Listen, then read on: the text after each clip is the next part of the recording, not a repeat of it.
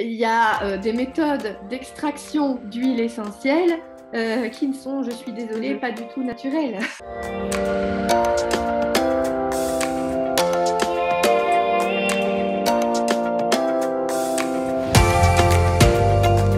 Bonjour à toutes et à tous, je suis ravie de vous retrouver aujourd'hui.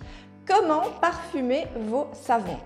Voilà une question que vous me posez très régulièrement. Alors, si le parfum en soi n'aura aucune incidence sur les performances d'un produit ou d'un savon, eh bien, il faut savoir que ça va quand même très généralement déterminer l'achat de votre client.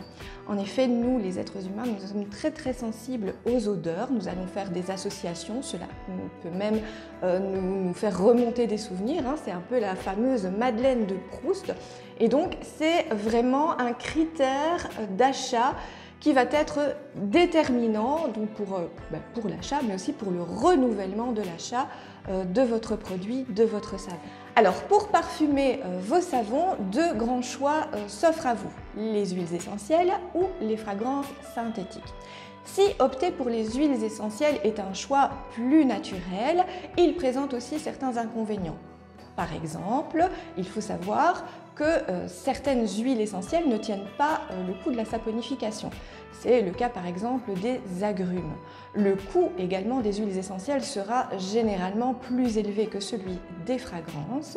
Il ne faut pas perdre de vue non plus que les huiles essentielles sont des mélanges biochimiques très complexes et que compte tenu de leurs principes actifs, il faut les utiliser avec prudence. Certaines ne pourront d'ailleurs pas être utilisées chez la femme enceinte, allaitante ou même chez les enfants.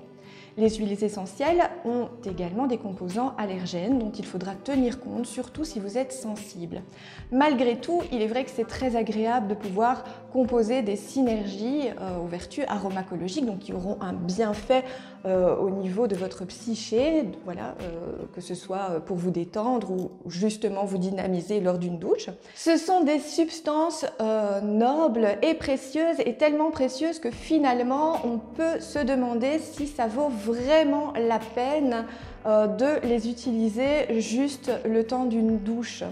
À titre d'exemple, 150 kg de lavande, c'est le nombre de fleurs qu'il vous faudra pour 1 kg d'huile essentielle de lavande. 4000 kg de pétales de rose, donc ce qui équivaut quand même à 1 hectare de rosier, c'est plus qu'un terrain de foot. C'est ce qu'il vous faudra également pour produire 1 kg d'huile essentielle. Les fragrances, quant à elles, ne sont pas systématiquement à diaboliser. Je pense que si on a un regard sur leur composition, malgré le fait qu'elles soient synthétiques, on peut décider de les choisir sans phtalate, sans CMR. On peut également maintenant sélectionner de nombreuses huiles essentielles sans allergènes. Elles tiennent généralement beaucoup mieux dans le savon et elles permettent un panel, un choix immense au niveau des parfums, donc ce qui peut être également très intéressant. Je pense qu'il y a donc une réflexion à avoir au sujet de la manière dont nous allons décider de parfumer nos produits ou nos savons. Et c'est d'ailleurs un sujet que nous avions abordé lors d'une de nos visioconférences avec les élèves et futurs professionnels de la Greenwich Academy. Tu ne sais pas physiquement, on parle là de... Parce que l'odeur, on le verra, le ressenti par rapport au parfum, c'est encore autre chose. Mais au niveau des molécules, les huiles essentielles qui sont a priori les mêmes peuvent, selon que la plante ait été cultivée dans un endroit ou dans un autre, sur un terrain ou sur un autre, va avoir aussi des taux de molécules qui sont tout à fait différents. Et donc, du coup, tu ne sais pas du tout ce que tu vas pouvoir avoir dans ton produit fini. Donc, dans le savon, moi, ma façon de penser, c'est que non, je ne rejette pas l'idée de travailler avec les huiles essentielles dans un produit, mais je vais quand même faire attention à prendre des huiles essentielles qui ne sont pas précieuses, qui ne vont pas demander des milliers de fleurs voilà, qui n'ont pas de problème au niveau culture, au niveau de l'environnement.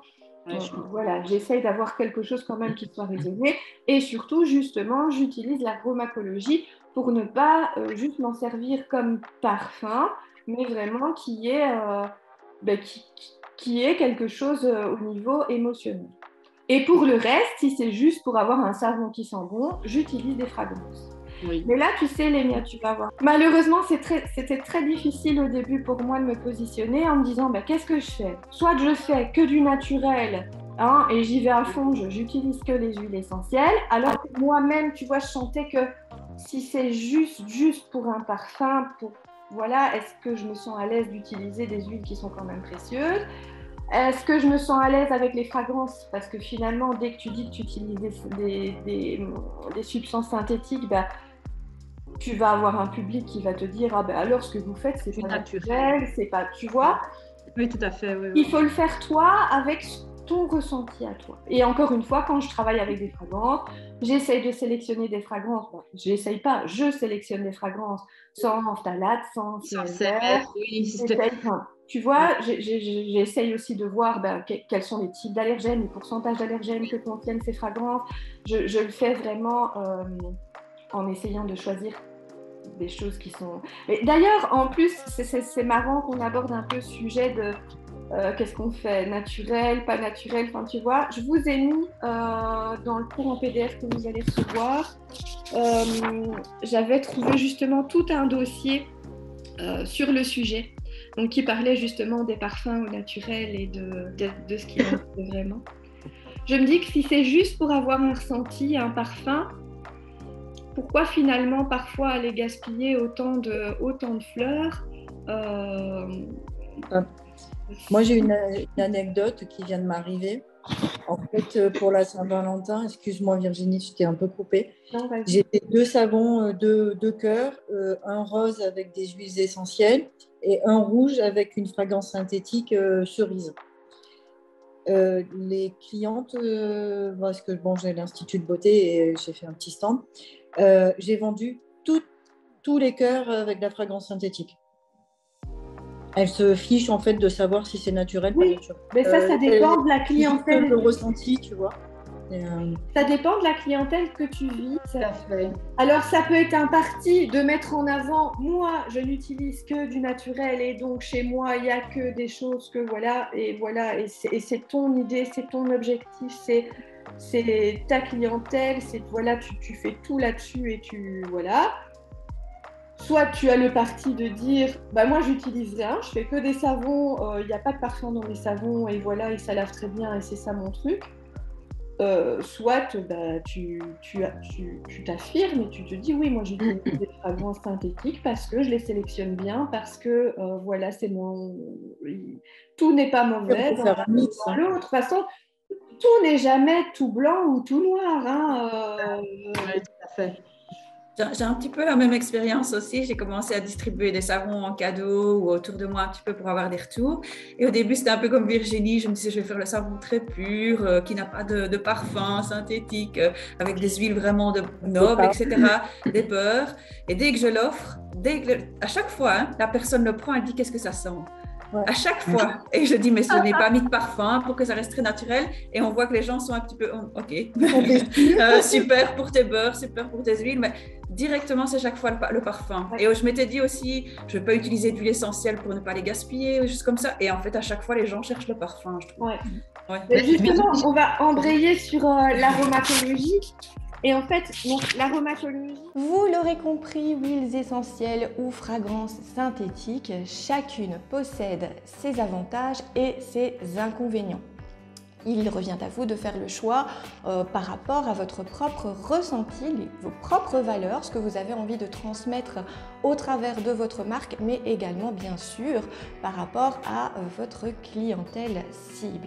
Alors si vous aussi vous désirez faire de la cosmétique artisanale un métier, que vous souhaitez participer à nos petites discussions entre élèves et futurs professionnels, que vous souhaitez en connaître davantage au sujet de notre programme de la Greenwich Academy, je laisserai en description un lien qui vous mènera sur toutes les informations et n'hésitez pas surtout à revenir vers moi si vous avez des questions à ce sujet. Je vous laisse, je vous retrouve tout bientôt et je vous souhaite de passer une excellente journée.